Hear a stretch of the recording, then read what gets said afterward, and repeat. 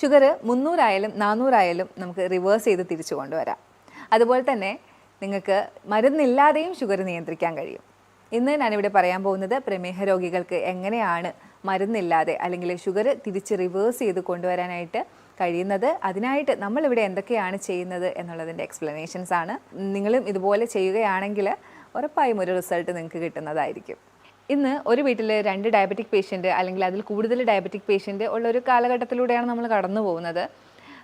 ഇതിലെനിക്ക് ആദ്യം തന്നെ പറയാനുള്ളത്, ഡയബറ്റീസ് എന്ന് പറയുന്നത് ഒരു മാറാ രോഗമൊന്നുമല്ല, ഇതൊരു ജീവിതശൈലി രോഗമാണ്. നമ്മൾ ദൈനംദിനം പ്രവർത്തിച്ച് വരുന്നതിലുള്ള മിസ്റ്റേക്കുകൾ കാരണമാണ് നമുക്ക് ഇത്തരം അസുഖം വരുന്നത്. കൂടുതലായിട്ടും രക്തത്തിൽ ഷുഗറിൻ്റെ അളവ് കൂടുന്നത്. വ്യായാമ മുറകളിലൂടെയും ഭക്ഷണക്രമങ്ങളിലൂടെയാണ് നമ്മളിവിടെ ഇതിനെ നിയന്ത്രിക്കുന്നത്. അതാണ് നിങ്ങൾക്ക് പറഞ്ഞു തരാൻ ഉദ്ദേശിക്കുന്നതും. ഞാൻ doctor Amina, medical officer, Prana natural care centre.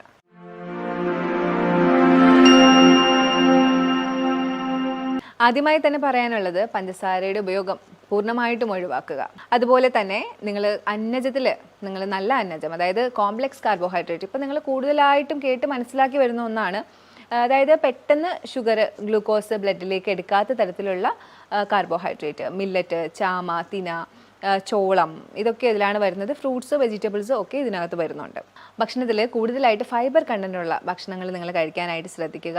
ഇത് എന്തിനാണ് പറയുന്നതെന്ന് വെച്ചാൽ, നമ്മൾ കൂടുതൽ ഫൈബർ കണ്ടൻറ്റുള്ള ഭക്ഷണം കഴിക്കുമ്പോൾ ഈ ഫൈബർ കണ്ടൻറ്റ് ഉള്ളത്, ഇൻസോലബിൾ ഫൈബർ കണ്ടൻറ്റ് ഉള്ള ഭക്ഷണമാകുമ്പോൾ നമുക്ക് കൂടുതൽ ഷുഗർ ഇൻടേക്ക് ബ്ലഡിലേക്ക് എടുക്കുന്നത് തടയും. എപ്പോഴും നിങ്ങളുടെ മെയിൻ കോഴ്സ് ഭക്ഷണത്തിൻ്റെ അടുത്ത് ഒരു ബൗൾ ഓഫ് ഫൈബർ ഉണ്ടാവണം എന്നുള്ളത് ഒരു തീർച്ചയായിട്ടുള്ള കാര്യമാണ്. കാരണം ഞാൻ നേരത്തെ പറഞ്ഞു, ഷുഗർ നമ്മുടെ ബ്ലഡിലേക്ക് എടുക്കുന്നത് തടയാനായിട്ടാണ് ഇത്തരം ഇൻസോലബിൾ ഫൈബറുള്ള ബൗള്, സാലഡ് കഴിക്കാനായിട്ട് പറയുന്നത്. ഇതിനകത്ത് നിങ്ങൾക്ക് ക്യൂക്കമ്പർ യൂസ് ചെയ്യാം, ക്യാരറ്റ് യൂസ് ചെയ്യാം, പലതരത്തിലുള്ള ലീവ്സ്, ലെറ്റ്യൂസ് അല്ലെങ്കിൽ ക്യാബേജസ്, മറ്റുള്ള ഇലകൾ നമുക്ക് കഴിക്കാൻ സാധിക്കുന്ന ഇലകൾ ഒക്കെ നിങ്ങൾക്ക് ഇതിനകത്ത് ആഡ് ചെയ്യാം. ഇതിൻ്റെ കൂടെ വ്യായാമ മുറകളായിട്ടുള്ള നടത്തവും യോഗയും മറ്റുള്ള ബ്രീത്തിങ് എക്സസൈസും ഒക്കെ ഇതിൻ്റെ കൂടെ നിങ്ങൾക്ക് ചെയ്തു കൊടുക്കുക. ഇങ്ങനെയാണ് നമ്മൾ കൂടുതലായിട്ടും ഡയബറ്റീസിനെ നിയന്ത്രിക്കുന്നത്.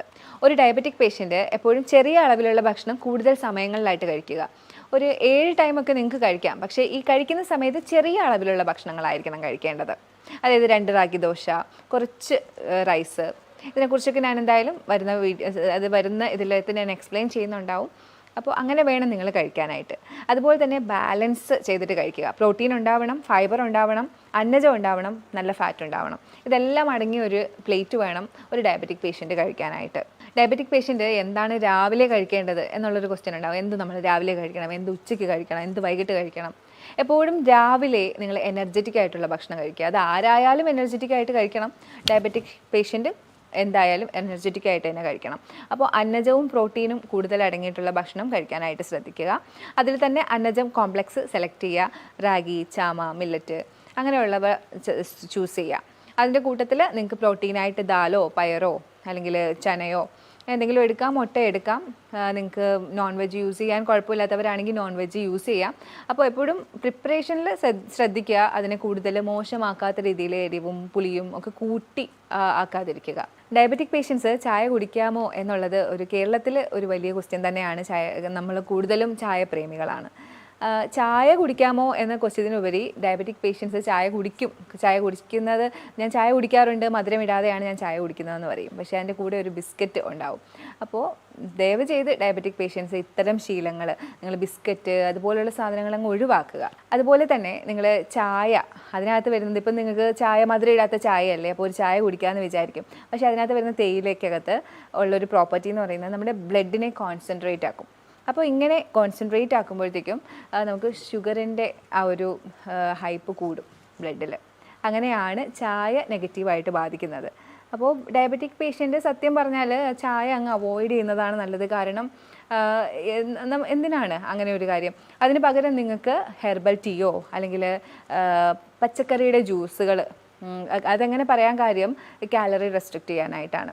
ഹെർബൽ ടീക്കകത്ത് നിങ്ങൾക്ക് സിന്നമണോ, അതായത് കറുവപ്പട്ട ഇട്ടിട്ടോ ഇഞ്ചി ഇട്ടിട്ടോ എന്തെങ്കിലുമൊക്കെ, ശംഖുപുഷ്പം, തുളസിയില അങ്ങനെയുള്ളതൊക്കെ ചേർത്തിട്ടുള്ള ഹെർബൽ ടീ നിങ്ങൾക്ക് ഓപ്റ്റ് ചെയ്യാം. അതുപോലെ തന്നെ നിങ്ങൾക്ക് കുമ്പളനീര്, കുക്കുംബറിൻ്റെ നീര്, ക്യാരറ്റ്, അങ്ങനെ പലതും, അല്ലെങ്കിൽ ഇലകളുടെ ജ്യൂസ് ഒക്കെ നിങ്ങൾക്ക് ഓപ്റ്റ് ചെയ്യാം. ഇതിൻ്റെ കൂട്ടത്തിൽ കുറച്ച് നട്ട്സ് സോക്ക് ചെയ്ത് രാവിലെ കഴിക്കുന്നത് വൈകിട്ട് കഴിക്കുന്നതും വളരെ നല്ലതാണ്. അപ്പോൾ ഇത്രയൊക്കെ കഷ്ടപ്പെട്ട് നമ്മൾ ഈ ഡയബറ്റീസിനെ നിയന്ത്രിക്കേണ്ടതുണ്ടോ എന്നുള്ളൊരു ക്വസ്റ്റ്യൻ വരുന്നുണ്ട്. ഇത്രയും നമ്മൾ ചായ അവോയ്ഡ് ചെയ്യുന്നു, മധുരം അവോയ്ഡ് ചെയ്യുന്നു, ഒന്നുമില്ല എന്നുള്ളൊരു ഫീലുണ്ട്. നമുക്കൊരു പൊതുവേ ഉള്ളൊരു സംസാരമുണ്ട്, ഡയബറ്റീസ് രോഗികൾ ഈ മരുന്ന് കഴിച്ചിട്ടാണ് അവരുടെ ഓർഗൻസൊക്കെ നശിച്ചു പോകുന്നതെന്ന്. സത്യം പറഞ്ഞാൽ അതിന് വ്യക്തമായിട്ടുള്ള സ്റ്റഡി ഇല്ല. ഡയബറ്റീസ് രോഗികൾ സത്യം പറഞ്ഞാൽ അവർ ഡയബറ്റീസ് നിയന്ത്രിക്കാത്തത് കാരണമാണ് അവർക്ക് അവയവങ്ങൾക്ക് പ്രശ്നം വരുന്നത്.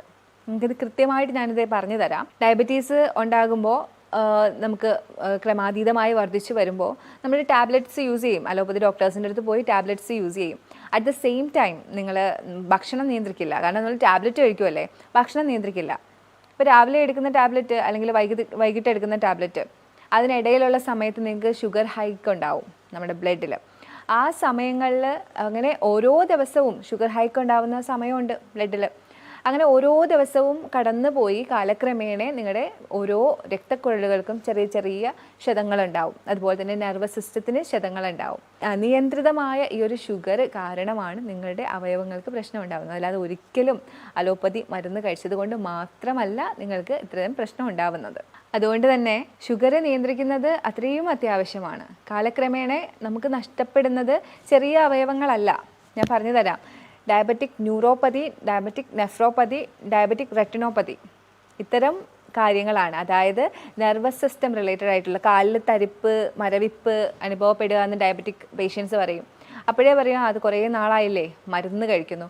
ഒരിക്കലുമല്ല, കുറേ നാളായി മരുന്ന് കഴിക്കുന്നതിനൊപ്പം നിങ്ങൾ അനിയന്ത്രിതമായിട്ട് ഷുഗർ കൊണ്ടുപോയി എന്നുള്ളതാണ്. ഇനി അടുത്ത കാര്യം, ഡയബറ്റിക് ന്യൂറോപ്പതി, കണ്ണിന് പ്രശ്നം വരും.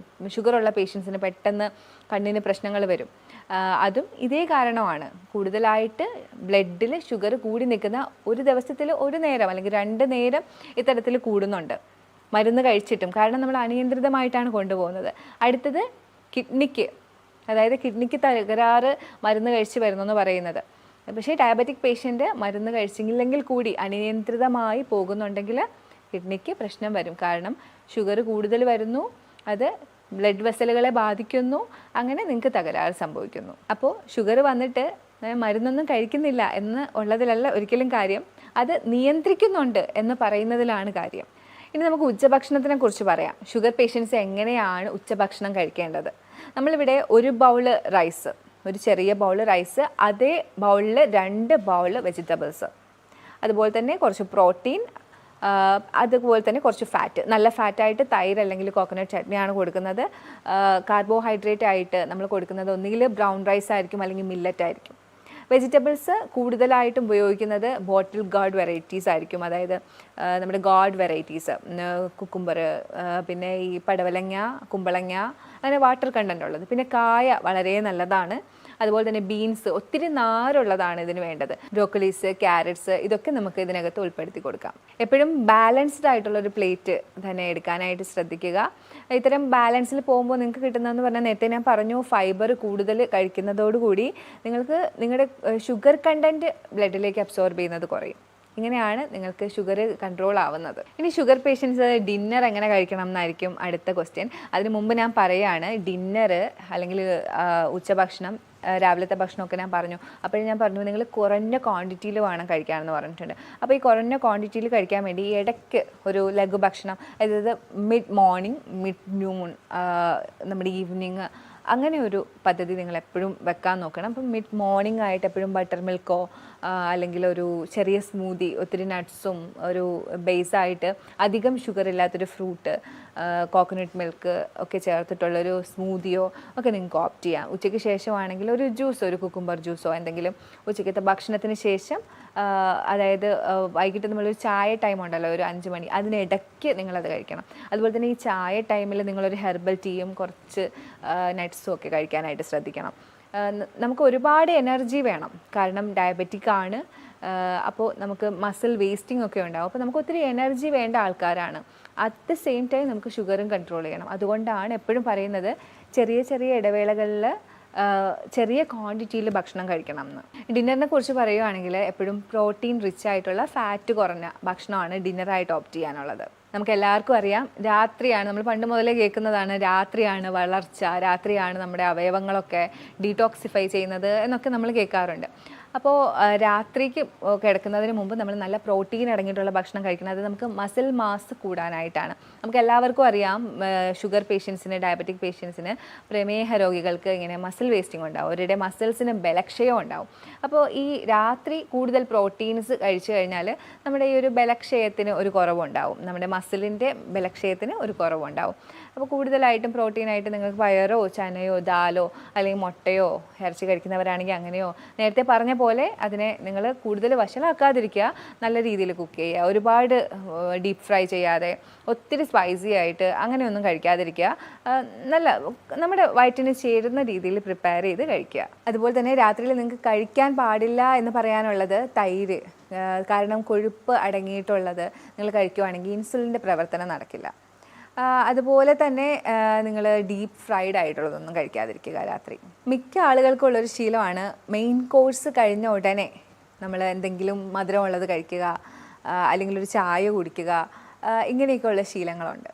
അപ്പോൾ ഇത് ചെറുപ്പകാലത്താണെങ്കിൽ വലിയ പ്രശ്നമില്ല. നമ്മളൊരു പ്രായം കഴിഞ്ഞു കഴിഞ്ഞാൽ ഇങ്ങനത്തെ ശീലങ്ങൾ വെക്കുമ്പോൾ നമുക്ക് ഉണ്ടാവുന്നത്, നമ്മളൊരു ഭക്ഷണം മെയിൻ കോഴ്സ് കഴിഞ്ഞതിന് ശേഷം ഇങ്ങനെ കഴിക്കുകയാണെങ്കിൽ അതിലുള്ള ടോക്സിസിറ്റീസ് പെട്ടെന്ന് അബ്സോർബ് ചെയ്യും, അത് ഏതായാലും. അപ്പോൾ ഇപ്പോൾ ഷുഗർ ആണെങ്കിൽ പോലും, ഫ്രക്ടോസ് ആണെങ്കിൽ പോലും ഏറ്റവും പെട്ടെന്ന്, ഇപ്പോൾ ഷുഗർ നമ്മളിപ്പം പഴവർഗ്ഗങ്ങളാണ് കഴിക്കുന്നതെങ്കിൽ അത് പെട്ടെന്ന് അബ്സോർബ് ചെയ്യുന്ന ഒരവസ്ഥയാണ്. ചായ ആണെങ്കിൽ ചായയിലുള്ള ആ ഒരു ഘടകങ്ങളൊക്കെ പെട്ടെന്ന് അബ്സോർബ് ചെയ്യും. അപ്പോൾ ഇത്തരത്തിലുള്ള ശീലങ്ങൾ, അത് കഴിച്ച ഉടനെ ഉള്ള ഒരു ലഘു ഭക്ഷണം അതിൻ്റെ കൂടെ കഴിക്കുന്നത് ഒഴിവാക്കുക. ഭക്ഷണത്തിന് ശേഷമുള്ള ഈ ഫ്രൂട്ട്സ് ആയാലും ചായ ആയാലും എടുക്കുന്ന രീതിയെക്കുറിച്ച് പറയുമ്പോൾ എനിക്ക് ഓർമ്മ വരുന്നത്, എനിക്ക് പരിചയമുള്ള ഒരാൾ ഒരുപാട് നാൾ ഇവർ ഭക്ഷണത്തിന് ശേഷം ഫ്രൂട്ട്സ് കഴിക്കുമായിരുന്നു. ഒത്തിരി ഹെൽത്തി ആണെന്ന് നമ്മളൊക്കെ ഒരുപാട് നാൾ വിശ്വസിച്ചിരുന്നതാണ്, ഇപ്പോൾ മാറി മാറി വരുന്നുണ്ട്. ഭക്ഷണത്തിന് ശേഷം ഇവർ ഫ്രൂട്ട്സ് കഴിക്കും.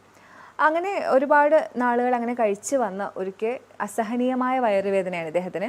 അങ്ങനെ സഹിക്കാൻ പറ്റാതെ ഹോസ്പിറ്റലിൽ പോകുമ്പോൾ അവരൊരു ടാബ്ലറ്റ് കൊടുക്കും, അപ്പോൾ ആ വേദന കുറയും. വീണ്ടും ഇത് തന്നെയാണ്, വീണ്ടും ഇങ്ങനെ വേദന വരുന്നുണ്ട്. അങ്ങനെ അവർ കേരളത്തിലേക്ക് വരികയും ഒരു പ്രകൃതി ചികിത്സാലയത്തിൽ പോവുകയും ചെയ്തു.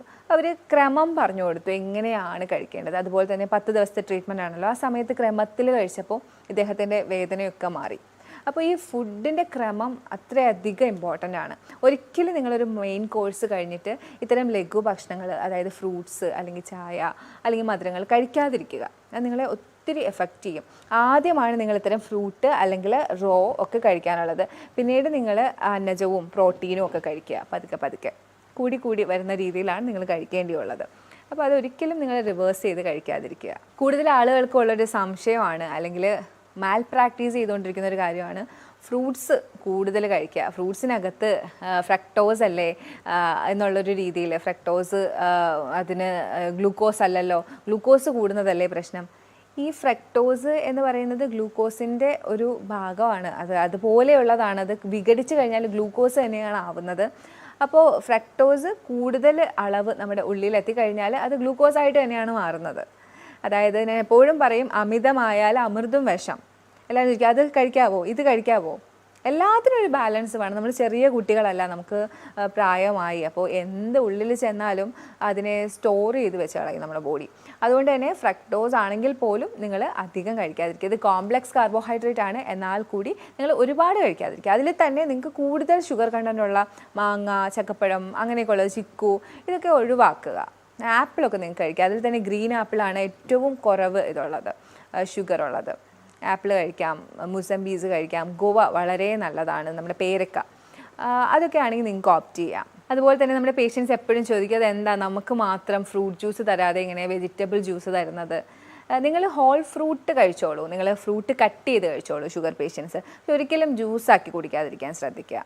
കാരണം ജ്യൂസാക്കി കുടിക്കുമ്പോൾ സംഭവിക്കുന്നത്, ഈ ജ്യൂസിൽ നിന്ന് ഡയറക്റ്റ് നിങ്ങൾക്ക് പെട്ടെന്ന് ഗ്ലൂക്കോസ് അബ്സോർബ് ചെയ്യും. അതിനകത്ത് പിന്നെ ഫൈബർ ഇല്ലല്ലോ. എന്നാൽ അറ്റ് ദ സെയിം ടൈം നിങ്ങളതൊരു ഹോൾ ഫ്രൂട്ടായിട്ടാണ് കഴിക്കുന്നതെങ്കിൽ ഫൈബർ കണ്ടൻറ്റ് കൂടിയുണ്ട്, അത് നിങ്ങളുടെ ഷുഗർ ഇൻടേക്ക് ബ്ലഡിലേക്ക് എടുക്കുന്നത് അങ്ങ് തടഞ്ഞോളും. പ്രമേഹ രോഗികൾ രാത്രിയിൽ എന്തൊക്കെ ചെയ്യാം? നമ്മളിപ്പോൾ എല്ലാവരും ഒത്തിരി ബിസിയാണ്. അപ്പോൾ ഇവർക്ക് രാത്രിയിൽ ചെയ്യാൻ പറ്റുന്ന കുറച്ച് കാര്യങ്ങളാണ് ഞാൻ പറയുന്നത്. ഒരു ബ്രിസ്ക് വാക്കൊക്കെ നടത്താം. അതുപോലെ തന്നെ ചെറിയ വ്യായാമ മുറകളൊക്കെ അവർക്ക് രാത്രി ചെയ്യാം. പിന്നീട് എനിക്ക് പറയാനുള്ളത് കുറച്ച് ട്രീറ്റ്മെൻറ്റുകളെ കുറിച്ചാണ്. അബ്ഡോമിനൽ പാക്ക്, അതിനുവേണ്ടി നിങ്ങൾ ചെയ്യേണ്ടത് ഒരു നീളമുള്ളൊരു തുണി 4 മടക്ക് മടക്കാൻ പറ്റുന്നൊരു തുണി എടുത്ത് അതിനെ നനച്ച് പിഴിഞ്ഞെടുക്കുക, വെറ്റ് ചെയ്തെടുക്കുക. അതിനുശേഷം നിങ്ങളുടെ വയറിന് ചുറ്റും നിങ്ങൾ ചുറ്റുക. ഒരു 2-3 ചുറ്റാനുണ്ടാവും. അത് നിങ്ങളൊരു 20 മിനിറ്റ് വെച്ചിരിക്കുക. അപ്പോൾ ഒരു നനഞ്ഞ തുണി ചുറ്റുന്നത് കൊണ്ട് ഇപ്പോൾ എന്തുണ്ടാവാമെന്ന് നിങ്ങൾക്ക് സംശയം ഉണ്ടാവും. ഇതിൽ നമുക്കൊരു ഫിസിയോളജി വർക്ക് ചെയ്യുന്നുണ്ട്. അതായത് അത് കെട്ടുമ്പോൾ തന്നെ നിങ്ങൾക്കൊരു എക്സൈറ്റേഷൻ ഉണ്ടാവും ഈ ഓർഗൻസിനൊക്കെ. കുറച്ച് കഴിയുമ്പോഴത്തേക്കും നിങ്ങളുടെ നെർവ്സൊക്കെ റിലാക്സ് ആവും. ഈ എക്സൈറ്റേഷനും റിലാക്സേഷനും കിട്ടുന്നത് നിങ്ങളുടെ അബ്ഡോമിനൽ ഓർഗൻസിനൊക്കെ നല്ലതാണ്, കൂട്ടത്തിൽ നിങ്ങളുടെ പാൻക്രിയാസിനും നല്ലതാണ്. അതുപോലെ തന്നെ നിങ്ങൾക്ക് ചെയ്യാൻ പറ്റിയ വേറൊരു ട്രീറ്റ്മെൻറ്റാണ് ഹിപ്പ് ബാത്ത്. ഹിപ്പ് ബാത്ത് ടബാണ് നമ്മൾ ഹോസ്പിറ്റൽസിൽ യൂസ് ചെയ്യുന്നത്. പക്ഷേ നിങ്ങൾക്ക് വീട്ടിൽ തുണി അലക്കാൻ ഉപയോഗിക്കുന്ന ടബോ, നിങ്ങൾക്ക് ഇരിക്കാൻ പരുവത്തിലുള്ള എന്തെങ്കിലും ഒരു ടബ് നിങ്ങൾക്ക് യൂസ് ചെയ്യാം. കാല് പുറത്തേക്ക് ഇട്ടുകൊണ്ട് നിങ്ങൾക്ക് വെള്ളത്തിലേക്ക് ഇരിക്കാം. ഹിപ്പ് താഴ്ത്തി വെച്ച് പൊക്കിൾ വരെ താഴ്ത്തി വെച്ചിട്ടായിരിക്കും ഇരിക്കുന്നത്. ഇതും സെയിം എഫക്റ്റാണ്. നമ്മുടെ നെർവ്സിനെ ആദ്യം എക്സൈറ്റ് ചെയ്യുന്നു, ഉത്തേജിപ്പിക്കുന്നു, പിന്നെ അത് റിലാക്സ് ചെയ്യുന്നു. ആ ഒരു പ്രവൃത്തിയിൽ നിങ്ങൾക്ക് നിങ്ങളുടെ പാൻക്രിയാസ് പ്രവർത്തിക്കുന്നു. ഹിപ്പ് ബാത്ത് എപ്പോഴും കുറച്ച് പകലൊക്കെ എടുക്കുന്നതായിരിക്കും നല്ലത്. പിന്നെ നിങ്ങൾക്ക് ഹോട്ട് ഫുഡ് ഇമേർഷൻ ചെയ്യാൻ ഞാൻ എല്ലാവരോടും പറയുന്നതാണ് hot food immersion. Hot food immersion എടുക്കുമ്പോൾ നിങ്ങൾക്ക് നല്ല ഉറക്കം കിട്ടും. നമുക്ക് എപ്പോഴും എല്ലാ രോഗത്തിനും നല്ല ഉറക്കം ആവശ്യമാണ്. നമ്മുടെ ഒരു ബോഡി ആരോഗ്യമായിട്ടിരിക്കാനായിട്ട് നല്ല ഉറക്കം ആവശ്യമാണ്. അപ്പോൾ ഇത്തരത്തിലുള്ള നമ്മുടെ കണങ്കാല് വരെ നല്ല ചൂടുവെള്ളത്തിൽ മുക്കി ഒരു 20 മിനിറ്റ് ഇരിക്കുക. രക്തയോട്ടം കൂടും, ശരീരം മുഴുവനും രക്തയോട്ടം കൂടും. അതിൽ നിങ്ങളുടെ പാൻക്രിയാസിലേക്കുള്ള രക്തയോട്ടവും കൂടും. ശരീരത്തിലെ മൊത്തം രക്തയോട്ടം ഇങ്ങനെ കൂടുന്നതിലൂടെ ആരോഗ്യം നിങ്ങൾക്ക് നന്നായി സംരക്ഷിക്കാൻ പറ്റും. അപ്പോൾ ഇത്തരം ട്രീറ്റ്മെൻറ്റുകൾ നിങ്ങൾ ചെയ്യുക. ഇതെല്ലാം ചെയ്യണം എന്നല്ല ഉദ്ദേശിക്കുന്നത്, ഇതിൽ നിങ്ങൾക്ക് പറ്റുന്നത്. അതുപോലെ തന്നെ നിങ്ങൾക്ക് ഇത് ഒരു ഡോക്ടറിൻ്റെ സഹായത്തോടെ നിങ്ങൾക്ക് ഏതാണ് അനുയോജ്യമായത് എന്ന് ചോദിച്ച് മനസ്സിലാക്കി ചെയ്യുന്നതായിരിക്കും എപ്പോഴും കൂടുതൽ നല്ലത്. ഇനി പ്രമേഹ രോഗികൾക്ക് കൂടുതലായി നമ്മൾ സജസ്റ്റ് ചെയ്യുന്നൊരു കാര്യമുണ്ട്, ഹൈ ഇൻറ്റൻസിറ്റി ഇൻ്റർവെൽ ട്രെയിനിങ്. അതായത് കാർഡിയോ വർക്കൗട്ടാണ്. ഇതിനകത്ത് നിങ്ങൾ കൂടുതൽ running, machine workouts, jumping, rope വെച്ചിട്ടുള്ള ജമ്പിങ് ഒക്കെയാണ് ഉൾപ്പെടുന്നത്. കൂടുതൽ പെട്ടെന്ന് സ്വെറ്റ് ചെയ്യുന്ന രീതിയിലുള്ള വർക്കൗട്ട്സാണ്. നമ്മുടെ മസിൽസ് കൂടുതലായിട്ട് ഗ്രോ അപ്പ് ആവാൻ ഞാൻ നേരത്തെ പറഞ്ഞല്ലോ, മസിൽ വേസ്റ്റിംഗ് ആണ് ഡയബറ്റീസിൻ്റെ ഒരു അതിൽ വരുന്ന ഒരു സൈഡ് എഫക്റ്റ്, അല്ലെങ്കിൽ ഒരു റിസ്ക് ഫാക്ടറായിട്ട് എപ്പോഴും വരുന്നതാണ് മസിൽ വേസ്റ്റിംഗ്. അതായത് പേശികൾക്ക് ബലക്ഷയം വരും. അപ്പോൾ ഇത്തരം വർക്കൗട്ടുകൾ നിങ്ങളെ സഹായിക്കും. അതുപോലെ തന്നെ ഡയബറ്റീസിൽ തടി കൂടുന്നവരുണ്ട്, അവരുടെ തടി കുറയാനും ഇത് സഹായിക്കും. ഇനി ഡയബറ്റീസ് എപ്പോഴാണ് നമ്മൾ കൂടുതൽ ശ്രദ്ധിക്കേണ്ടത്? ഞാൻ ഓൾറെഡി പറഞ്ഞു, ഡയബറ്റീസ് എന്ന് പറയുന്നത് ശ്രദ്ധിച്ചേ മതിയാവുള്ളൂ. അത്രയും അപകടകാരിയാണ് ഡയബറ്റീസ്. ഡയബറ്റീസ് വന്നിട്ടുണ്ടോ അത് നിങ്ങൾ കൃത്യമായിട്ടുള്ള ചികിത്സയിലൂടെ തന്നെ നിങ്ങൾ പരിഹരിക്കണം. അതുപോലെ തന്നെ ഇപ്പം നിങ്ങൾ കൂടുതൽ ശ്രദ്ധിക്കേണ്ടത്, ഇപ്പോൾ ഡയബറ്റീസ് വന്നു നിങ്ങൾ ശ്രദ്ധിക്കുന്നുണ്ട്, അതിനിടയിൽ നിങ്ങൾക്ക് വരാൻ പറ്റുന്ന കുറച്ച് കാര്യങ്ങളാണ്. നിങ്ങൾക്ക് ഒത്തിരി ക്ഷീണം അനുഭവപ്പെടുക, വിശപ്പ് ഭയങ്കര കൂടുതലായിട്ട് അനുഭവപ്പെടുക, എപ്പോഴും യൂറിനേറ്റ് ചെയ്യാൻ തോന്നുക, അതുപോലെ തന്നെ നിങ്ങൾക്ക് വ്രണങ്ങളുണ്ടായാൽ അത് ഉണങ്ങാതെ വരിക. ഇത്തരം സാഹചര്യങ്ങളിൽ പിന്നെ നിങ്ങൾ വെയിറ്റ് ചെയ്യുകയേ ചെയ്യരുത്. നല്ല വിദഗ്ധമായ ഒരു ഡോക്ടറിനെ തന്നെ കണ്ട് നല്ലൊരു പരിഹാരം നിങ്ങൾ എന്തായാലും കൊണ്ടുവന്നിരിക്കണം. കാരണം കാല് മുറിച്ചു മാറ്റുന്ന രീതിയിലേക്കും ഒക്കെ അത് കൊണ്ടുപോകാം നിങ്ങളെ. അപ്പോൾ ഇതൊക്കെയാണ് ഇന്ന് എനിക്ക് പ്രമേഹത്തിനെ കുറിച്ച് പറയാനുള്ളത്. അപ്പോൾ പ്രമേഹ രോഗികൾ ഇത് കാണുന്നുണ്ടെങ്കിൽ ഉറപ്പായിട്ടും നിങ്ങൾ ഇത്തരം കാര്യങ്ങൾ, ഞാൻ പറഞ്ഞ കാര്യങ്ങളൊക്കെ നിങ്ങളൊന്ന് ഫോളോ ചെയ്ത് നോക്കുക. നിങ്ങൾക്ക് എന്തായാലും നല്ലൊരു റിസൾട്ട് തന്നെ ഇതിനകത്തുനിന്ന് കിട്ടും. നിങ്ങൾക്ക് ഇനി എന്തെങ്കിലുമൊക്കെ സംശയം ഉണ്ടെങ്കിൽ നമ്മുടെ നമ്പറിലേക്ക് വിളിക്കുക. മറ്റൊരു വീഡിയോ ആയിട്ട് നമുക്ക് വീണ്ടും കാണാം. Okay, by.